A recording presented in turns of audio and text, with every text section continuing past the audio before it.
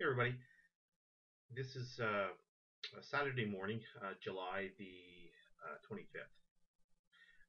I'm going to post a comment today on the equity curve of one of our shorter term algorithms and what it potentially is telling us. Because I've been looking at this now for probably a month or two, and it's kind of an interesting um, divergence that we're seeing within sort of a couple of the equity curves of the different models. So I'm just going to sort of take you through each of the models and explain. But basically, this is something that sort of speaks potentially to the market, not necessarily, pardon me, at least getting ready to potentially unravel on the downside, which is a little, sort of different from our daily picture. And the two concepts actually can coincide pretty closely. It, because you can't, as I said before, I do believe that we potentially are, into a bit of downside, and that before there's any major shift that's going to come in the portfolios, and you can see that in our bear market analysis of the last two major bears that we went through. What you can see is that, in the case of 2008, I think we dropped 15% for the peak and then went back to make sort of new highs.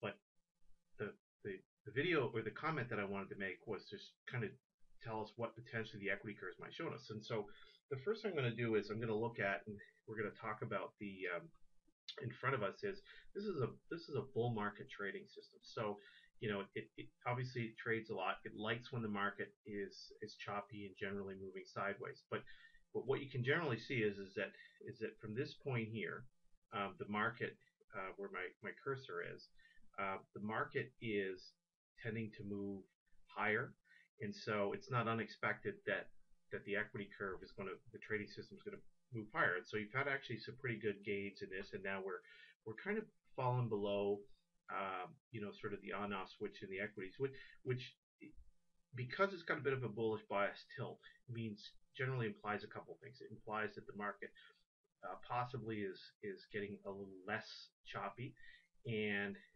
usually in that particular situation, what happens is that you'll see bigger or longer protracted swings in the market, but it also potentially could mean that in fact we're also heading into a negative market, and so usually the combination of a negative market and less chop is usually where this particular system doesn't do well, and you can see it here. If I move my cursor along here, you can see that it coincides with some weakness in the equity curve.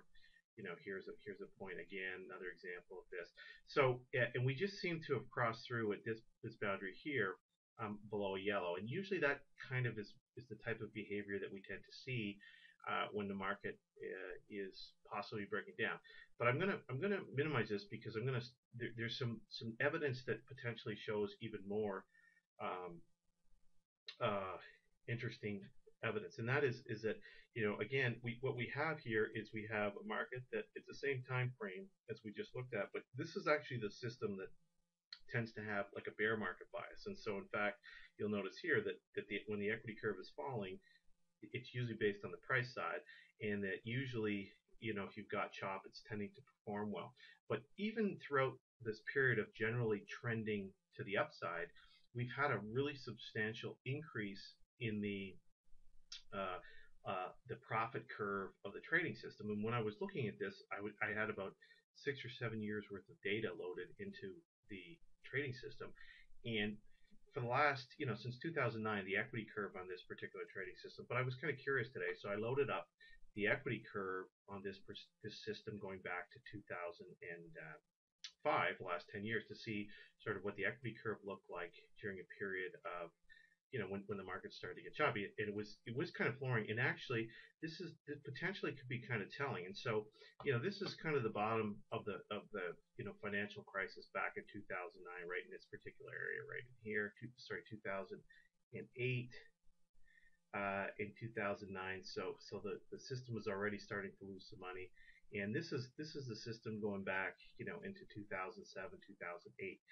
And what really kind of leaps a bit off the page to me is the extent to which this particular model has reversed over the past couple of months, which is this period right here, because this probably is not much different to seeing this type of behavior here. So what this leads me to believe potentially is that over the next, probably a few months, and certainly over the next year, this could be the beginning of, if you want to be a bear on the market, the selling in the bear market. But and there is history that this particular market does work. I wrote an article um, on Apple about 2-3 years ago for MarketWatch, and the same concept works. Is that when the bear market trading systems equity curves are performing, and the stock market, or in that case, in the case of Apple, was a really good example.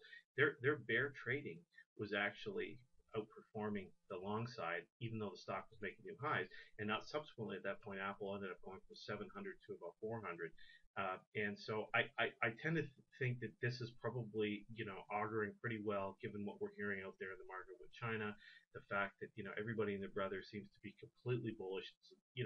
We're very right for this to continue. So, it's an interesting look at a different perspective. Again, as I said before, um, in our comments on the market, is I don't think there's a ton of risk to investors at this point. I'm not sure there's a ton of upside.